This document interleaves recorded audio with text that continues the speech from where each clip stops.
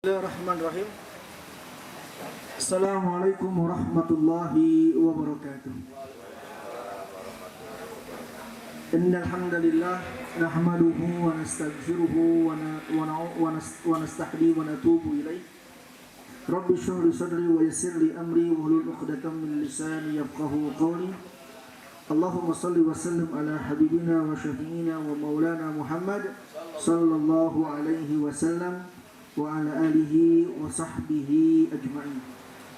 Bapak Ibu yang dirahmati Allah Subhanahu wa taala, alhamdulillah pada pagi hari ini kita masih bisa bertemu, biasa ngariung ngumpulung deui. Kita sama-sama mencari keberkahan di pagi hari. Rasul sallallahu alaihi wasallam bersabda, Allahumma barik ummati fi bukuriha. Ya Allah, berikanlah keberkahan kepada umatku di pagi hari.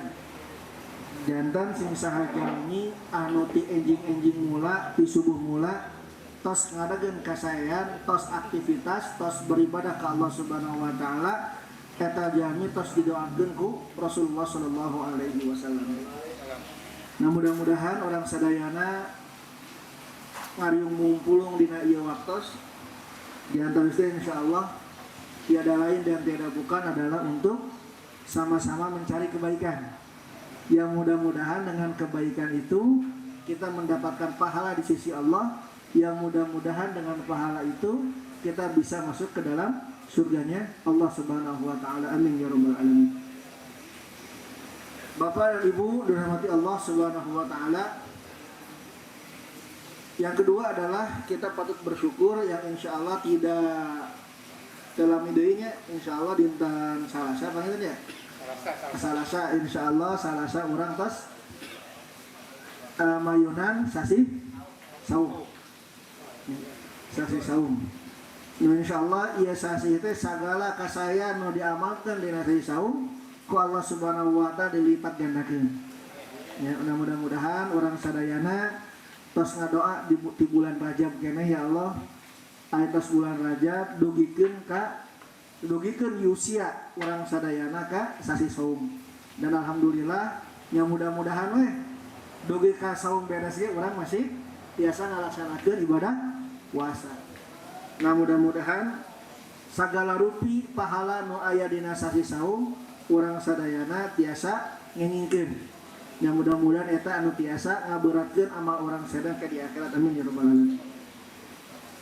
Anu katilu Bapak Ibu dirahmati Allah Subhanahu wa taala, pembahasan kita pada subuh kali ini terkait dengan tafsir surat Al-Muzammil.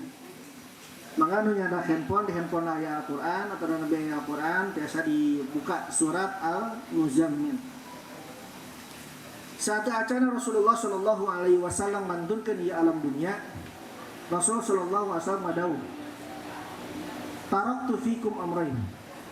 Hamba-hamba kaula simkuring bade ninggalkeun ieu alam dunia, taraktu fikum amrayn. Simkuring ninggalkeun dua perkara. Sing sahajami anu megang berpegang teguh kanu dua perkara ieu lan tadhillu abadan. Tidak akan pernah sama sekali mengalami kesesatan. Redaksi hadisnya, Rasul sallallahu alaihi wasallam tidak menggunakan kalimat lam tadhillu abadan, tapi menggunakan kalimat lan tadhillu abadan. Benten. Upama menggunakan kata lam tadhillu berarti tidak tuh nyaharitaeun. Kamu makan? Tidak. Berarti hari itu atau waktu itu dia tidak mau makan. Atakul hadza ta'am, apa kamu makan makanan ini? Jawaban kita la, atau la akul, saya enggak makan. Berarti pada hari itu, waktu itu dia tidak mau makan. Besok bisa jadi mau makan enggak? Bisa kan? Besok bisa jadi mau makan. Tapi kalau kalimatnya kamu mau makan tidak? Jawabannya lan akul abadan. Tidak akan pernah sama sekali saya makan ini. Ya, dalam bahasa Arab ada kalimat la, ya, ada kalimat lan. Tapi kalau kalimatnya lan, di sini Rasulullah SAW mengatakan, sing saha jalmi anu memegang teguh kepada dua perkara ini, lan tadillu abadan. Jalmi ia sampai akhir hayatnya tidak akan pernah mengalami kesesatan. Dua perkara tenan, berpegang kepada kitabullah dan berpegang kepada sunnah Nabi Shallallahu Alaihi Wasallam. Jadi sing saha jalmi anu berpegang teguh hirupna menjadikan Al-Quran sebagai pedomannya dan Rasulullah Shallallahu dan sunnahnya sebagai petunjuk hidupnya, maka orang ini tidak akan pernah sama sekali mengalami kesesatan. Ayeuna orang damel misalkan ya, boh jadi guru, boh jadi usaha, boh jadi nanaon, suka ada aturan. Aturan kehidupan kita ini seperti apa? Kita berumah tangga juga ada aturannya, ya kan? Sing saha jalmi anu bade sukses usaha, sing saha jalmi anu sukses damel, sukses janten guru, di antawisna harus mengikuti aturan-aturan yang berlaku. Sami manusia, oke.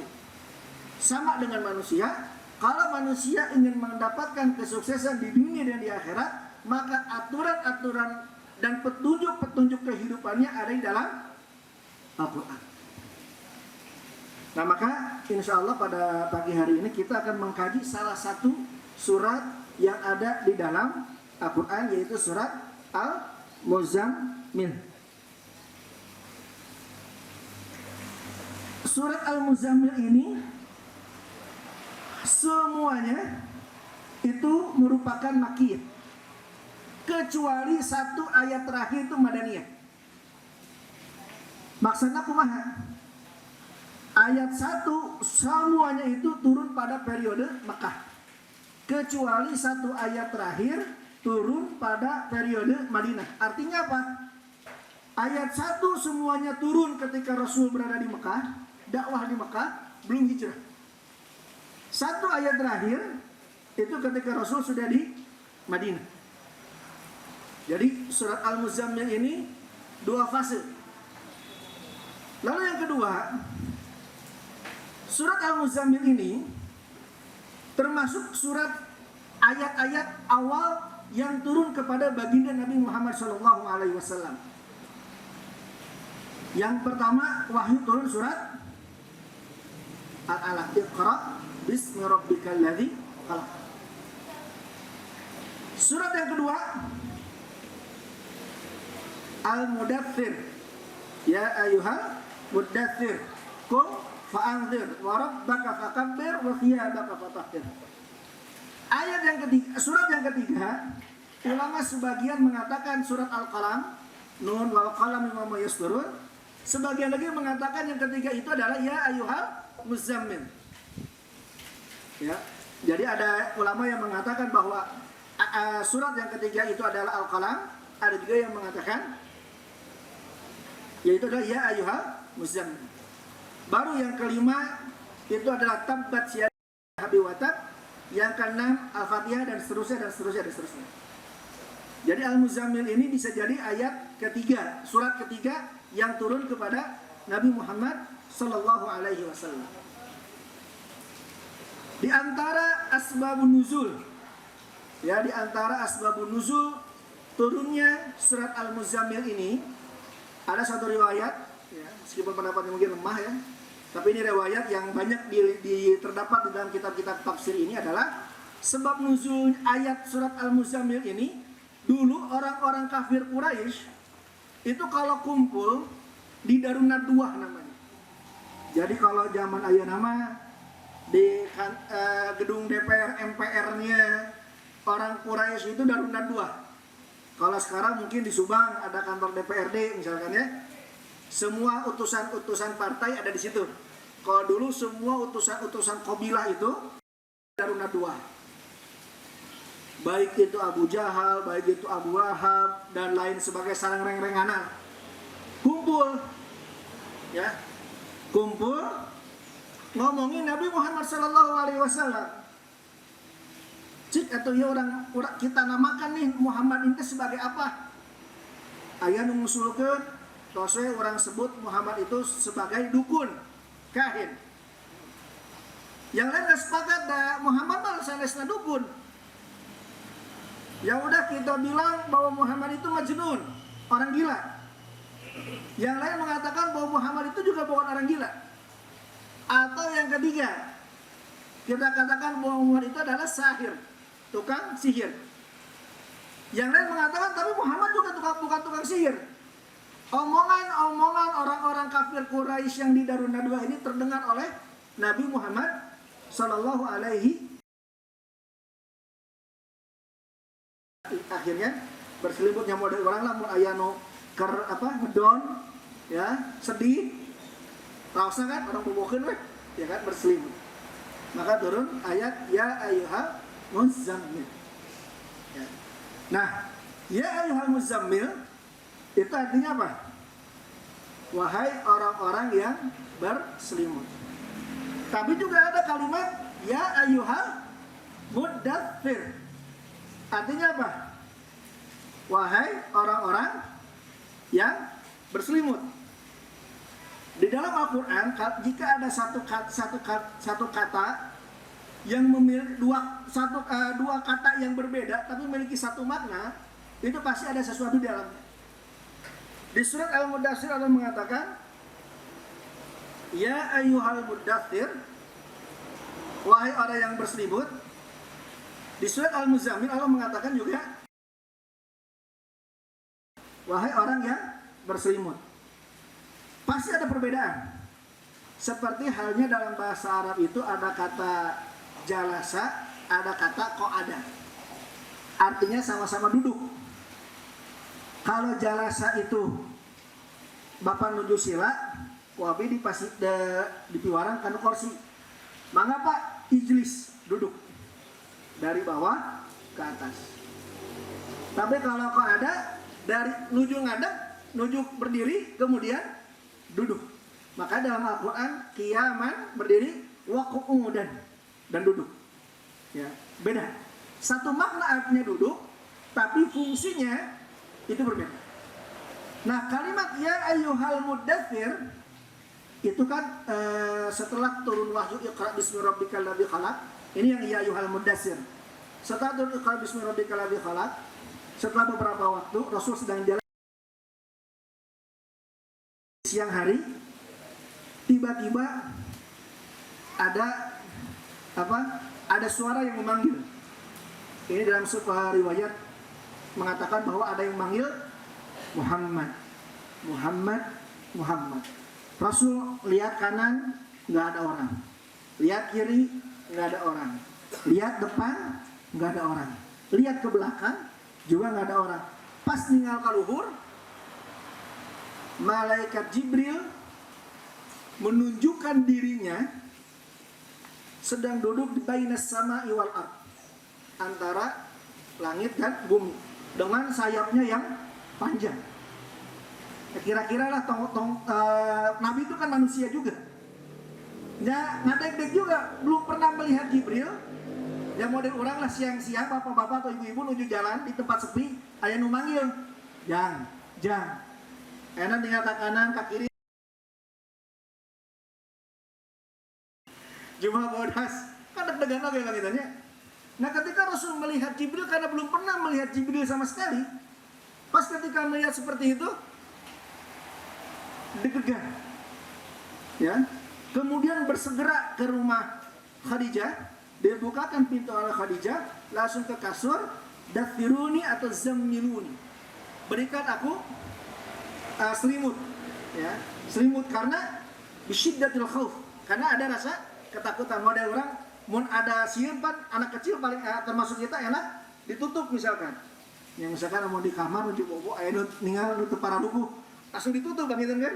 Karena ada ketakutan. Artinya bahwa ditutupnya Rasul dengan selimut pada kalimat ya ayyuhal muddaththir itu disebabkan karena ada deg-degan, ketakutan.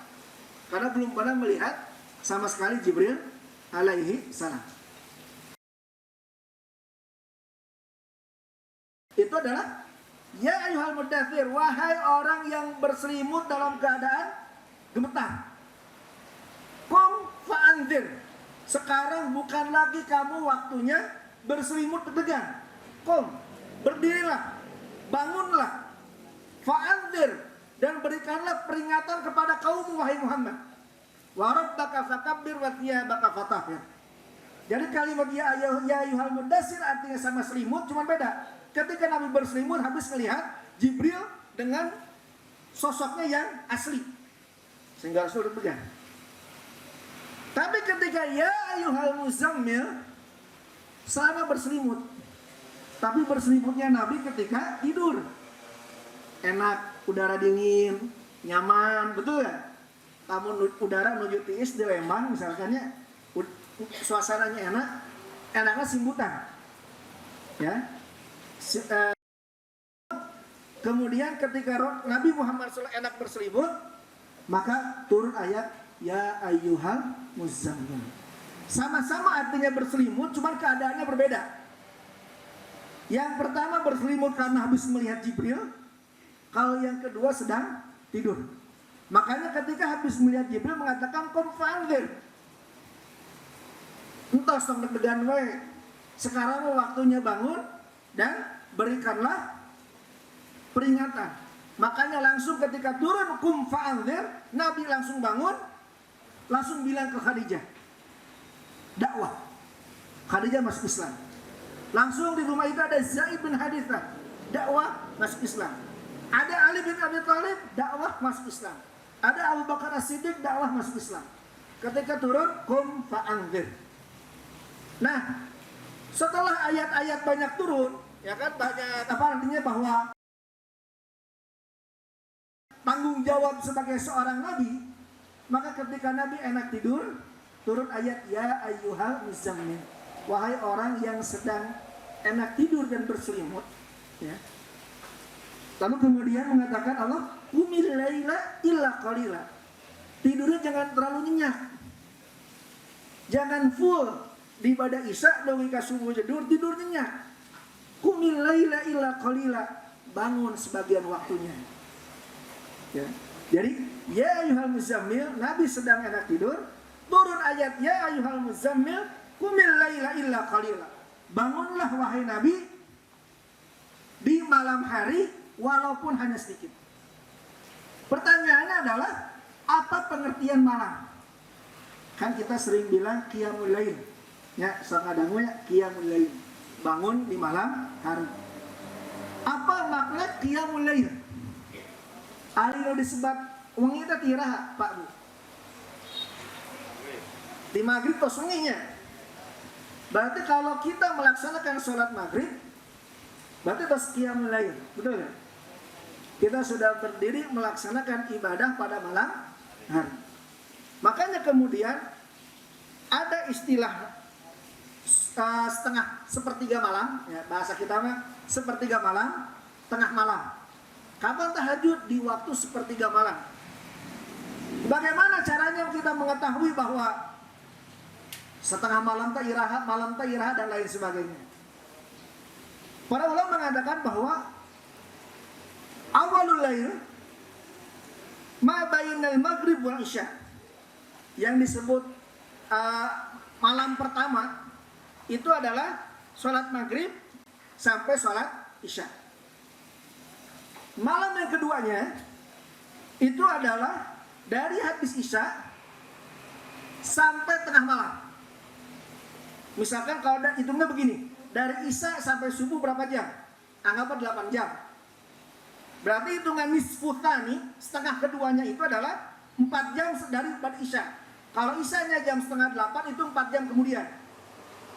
Berarti itu setengah waktu kedua di malam hari. Baru terakhirnya adalah sepertiga malam. Nah, Rasul mengatakan bahwa barang siapa orang yang setelah sholat maghrib lalu kemudian dia tidak pulang ke rumah tapi terus berzikir kepada Allah, ibadah sampai datang waktu sholat isya, ya kan? Kemudian sholat isya berjamaah, maka orang tersebut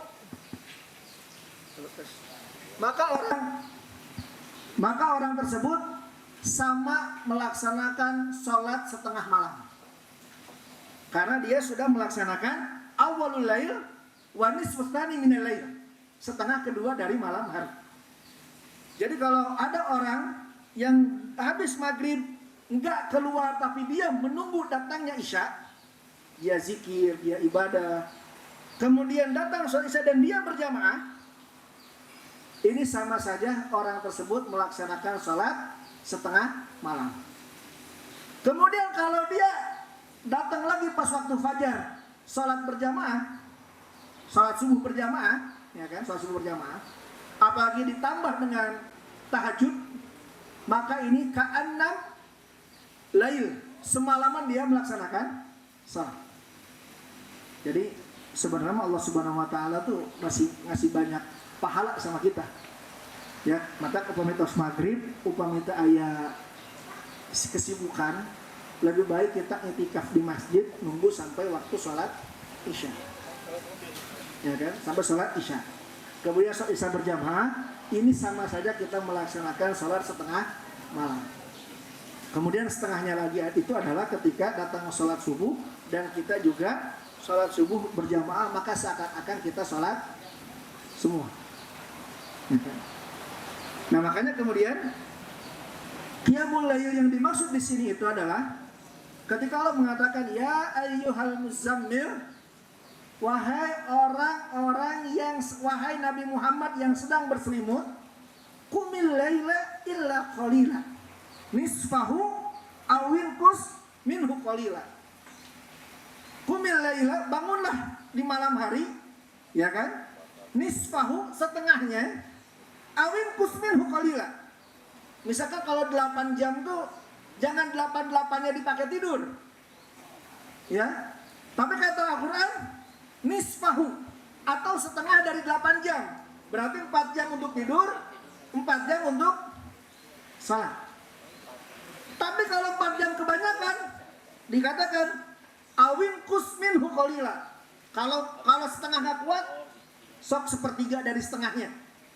Misalkan 4 jam kita tidur, kemudian 2 jam dipakai ibadah, 2 jam lagi tidur.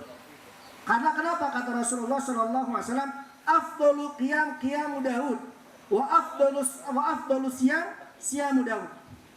Sebaik-baiknya qiyam itu ada qiyamnya Nabi Daud, dan sebaik-baiknya puasanya Nabi Daud. Maksudnya gimana? Nabi Daud itu kalau tidur, misalkan 8 jam tadi, setengahnya dipakai istirahat 4 jam.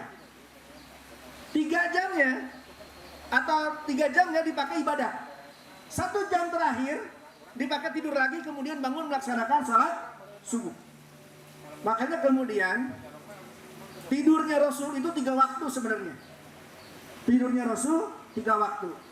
Tidur pendeknya 2, tidur panjangnya 1. Tidur pendeknya kapan? Setelah melaksanakan sholat tahajud, ada waktu setengah jam atau 1 jam Rasul tidur. Bangun lagi ketika masuk sholat subuh. Jadi setelah semalaman Rasul itu tahajud, ada waktu 1 jam beliau istirahat. Kemudian bangun untuk melaksanakan sholat subuh berjamaah. Makanya disebut dengan tidur pendek. Lalu kemudian beraktivitas sampai kemudian datang lagi mau zuhur. 1 jam atau setengah jam mau zuhur, Rasul tidur lagi. Ya, tidur lagi. Kemudian bangun, sholat zuhur berjamaah. Baru setelah isya, Rasul langsung tidur. Jadi tidur panjangnya 1 waktu dari habis isya sampai tengah malam, kemudian beribadah. 1 jam mau subuh atau setengah jam, tidur dulu sebentar, kemudian bangun lagi untuk sholat subuh. Ya, nah ini tidur panjangnya Rasul. Tidur panjang Rasul 1 dan tidur pendeknya 2. Setengah jam atau 1 jam sebelum subuh dan 1 jam atau setengah jam sebelum zuhur.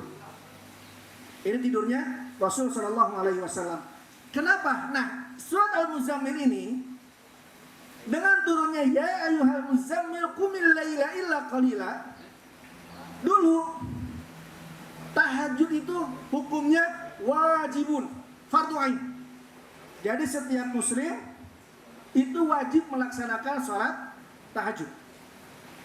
Tapi di ayat terakhir, ya, inna rabbaka ya'lamu annaka taqumu adna min thulutsayil laili wa nisfahu wa thulutsahu wa ta'ifatun minal ladzina ma'ak, sampai terakhir itu menasakh menghapus hukum sebelumnya. Yang tadinya wajib buat kita, akhirnya ada takhfif, keringanan dari Allah untuk kita, jadi sunnah. Tahajud itu jadi sunnah. Dikerjakan mendapatkan pahala, tidak dikerjakan juga tidak apa-apa. Tapi bagi Nabi hukumnya tetap wajib. Ya, bagi Nabi tahajud itu tetap wajib. Wa minal laili fatahajjad bihi nafilatan lak. Ya. Dan seterusnya. Jadi untuk hukum kewajibannya tetap untuk Nabi, tapi untuk kaumnya menjadi sunnah. Pertanyaannya, kenapa diwajibkan bagi Nabi tahajud? Kenapa diwajibkan kepada Nabi itu tahajud? Sebelum kita bahas ayat selanjutnya, karena setelah turunnya surat Al-Muzammil, maka akan ada dakwah secara terang-terangan. Jadi dulu Nabi itu kan dakwah secara diam-diam dan dakwah secara terang-terangan. Dan bahkan kedepannya bakal banyak wahyu yang turun. Jadi beban seorang nabi, beban seorang dai itu bakal berat. Maka butuh bekal. Maka butuh bekal untuk menguatkan dirinya dalam mengarungi jalan dakwah. Kayak ibarat mobil, sebagus-bagusnya mobil kalau bensinnya salah atau kurang akan sampai ke tujuan, betul kan? Nah, Nabi Muhammad agar punya bekal, jiwanya kuat, ruhiyahnya kuat, rohaninya kuat, maka diwajibkan oleh Allah Subhanahu wa taala untuk senantiasa melaksanakan salat tahajud. Ini sebagai bekal ruhani bagi Nabi, sehingga dirinya kuat ketika berdakwah mengajak manusia kepada kebaikan dan kepada jalan Allah Subhanahu wa taala. Makanya, ya ayyuhal muzammil qumil laila illa qalila nisfahu awin qus minhu qalila. Makanya kenapa Nabi diwajibkan sholat tahajud sekali lagi adalah sebagai bekal. Kalau Nabi yang sudah dijamin masuk surga, dijamin maksumnya, dijamin segala-galanya, masih terus melaksanakan sholat tahajud sampai beliau meninggal, bagaimana kita dengan umat Nabi Muhammad Sallallahu Alaihi Wasallam? Kita sama-sama pengen masuk surga, betul ya Pak Bu? Kita sama-sama ingin kumpul semua di surga. Dihisab kita lancar, ditimbang kita bagus. Inginnya kita masuk surga, tapi ini masih kuring. Abi we ieu mah. Ya, dari Bapak Ibu Masya Allah lah. Ya mah untuk menasihati diri saya pribadi, jauh untuk melaksanakan sholat tahajud. Hisab belum pasti, ditimbang can tantu, masuk surga juga belum dapat jaminan. Simkuringnya biasa mah pamit tos jam 2 ninggal alarm ya 15 menit deui. Tos 15 menit kayak kagok setengah jam deui. Pas setengah jam deui hujan di ageung tiris teh kagok pas kerap deui terus tiba-tiba lep bangun sudah mending kalau subuh. Tiba-tiba nah terus setengah genep. Wah. Tiba tadi. Nah makanya kemudian dalam sebuah riwayat, dalam sebuah hadis mengatakan bahwa ketika seorang tidur itu kan diikat oleh setan itu kan, tiga ikatan. 3 ikatan itu bakal hilang ketika kita bangun dan kemudian kita berdoa kepada Allah. 1 ikatan lepas, misalkan tos jam 2, kamu ninu anggel kene, kamu simbutan kene, ya kan, masih talian kene. Tapi ketika bangun, duduk, kemudian kita berdoa, kemudian kita la haula wala quwata illa billah, terusnya segala doa, 1 ikatan lepas. 1 ikatan lepas. Tapi masih ada 2 ikatan yang lagi. Kan dirinya tuh masih lulumu. Ya kan, terus ngadoa teh lulumu. Lanjut tidur atau ke kamar mandi untuk mengambil wudhu. Setan masih mengganggu. Masih ada 2 ikatan. Orang itu datang ke kamar mandi, kemudian berwudhu, ikatan kedua mulai lepas. Ikatan kedua mulai lepas. Kadang kan bangun tidur teh Amun kacai mah langsung ngambil gini kacai. Permasalahannya tos dicai ngambil wudhu atau balik di kasur kan gitu. Ya kan? Nah setelah orang ini berwudhu, maka ikatan kedua mulai lepas. Baru ikatan ketiga itu lepas ketika setelah berwudhu orang ini melaksanakan sholat tahajud. Jadi setan itu akan mengikat kita dengan 3 ikatan dan bisa lepas tiga ikatan itu ketika kita bangun ke kamar mandi wudhu dan kemudian melaksanakan sholat. Dalam Al-Quran itu kalau kita ingin mendapatkan maqaman mahmuda, tempat yang mulia, tempat yang terpuji, tempat yang tinggi, itu diantaranya adalah senantiasa melaksanakan sholat tahajud. Ya. Nah, kemudian di sini Allah Subhanahu wa taala mengatakan auzid alaihi warattilil Qur'ana tartil. Jadi setelah kita sholat tahajud, zid, tambahkan ya dengan membaca Al-Qur'an. Warattilil Qur'ana tartila. Di sini kan kalimatnya kalau dalam bahasa Arab itu ada istilah fi'il amr. Fi'il amr itu kata perintah. Misalkan mangga calik diperintahkan untuk duduk. Di sini kalimatnya warattilil Qur'ana tartila. Setelah kita melaksanakan sholat, tambahkan kata Allah dengan membaca Al-Quran dengan baik, dengan tartil. Nah perintah di sini kan kalau dalam kaidah bahasa agama itu ada yang namanya perintah itu yang tadilul wujub. Konsekuensinya kita harus melaksanakan. Contoh, keluar kamu, perintah keluar, berarti kita harus keluar. Dalam bahasa Arab itu ada yaqtadil wujub, ada yaqtadil ibah atau linadab. Anjuran untuk keluar. Mangga silakan yang tidak berkepentingan untuk keluar. Ada perintah keluar tapi bukan untuk wajib keluar. Ayatnya misalkan ya ayyuhalladzina amanu idza tadayantum bidain ila ajalin musamma faktubu. Maka catatlah kalimat faktubu fi'il amr di sana bukan perintah wajib dilakukan tapi dianjurkan dengan sangat ya untuk mencatat. Beda dengan aqimus shalah. Perintah mendirikan sholat itu wajib dilaksanakan. Ya. Nah, di sini warattilil Qur'ana tartila. Sebagian ulama mengatakan kita wajib terus belajar Al-Qur'an sampai makharijul huruf kita benar dan bacaan kita juga benar tajwidnya. Ya. Sehingga kenapa dalam ini perintahnya nggak wajib? Karena Al-Quran turun dengan bahasa Arab, sedangkan pengikut umat Islam tidak semuanya orang Arab. Contoh misalkan kalimat an'amta alaihim. An'amta alaihim. Mau di orang Sunda sok tahu kan? An'amta alaihim, an'amta alaihim. Itu kan sudah ada hamzah, ada ain. An'amta alaihim. Mau di orang kan? An'amta alaihim. Karena memang sulit, ya kan? Bagi lidah orang Sunda kadang sulit. Ada huruf hamzah dengan ain, ya. Nah hiji. Sama orang Arab juga ada kesulitan, Pak. Ketika ngomong jim. Jim itu sulit, qaf itu sulit. Orang Arab ngomong jim itu sulit. Ngomong qaf itu sulit. Makanya banyak sekali orang-orang Arab kalau ngomong masjid itu masjid pakai ri. Masjid. Ya, karena ngomong jim itu juga sulit. Ya. Ngomong qaf misalkan. Qaf misalkan qahwa, kopi. Bisa jadi ahwa, bisa jadi ghahwa. Jadi orang Arab juga mengalami kesulitan dalam dialek tertentu. Ya. Nah, orang Arab lagi esok orang mereka. Ya kan?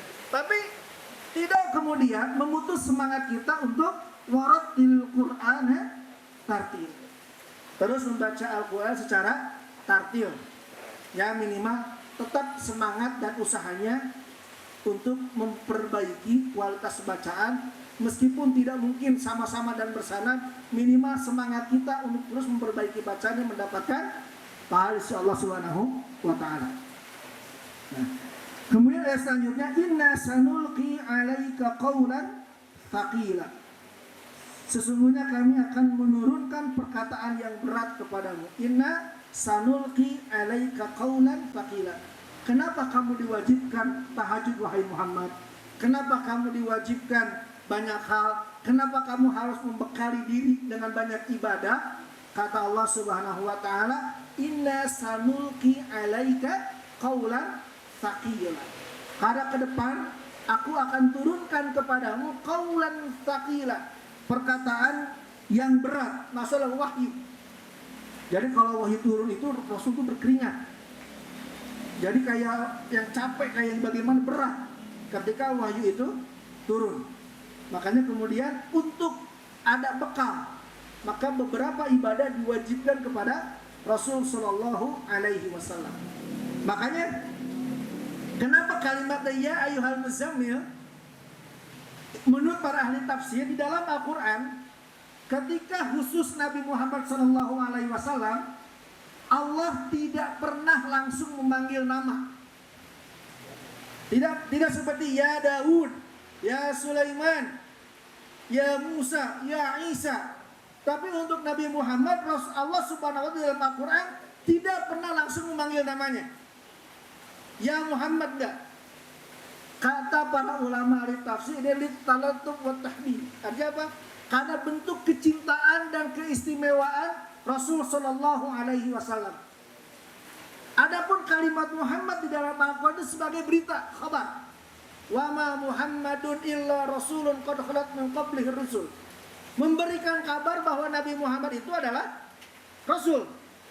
Memberikan kabar. Tapi kalau memanggil di dalam Al-Quran tidak menggunakan kalimat ya Muhammad.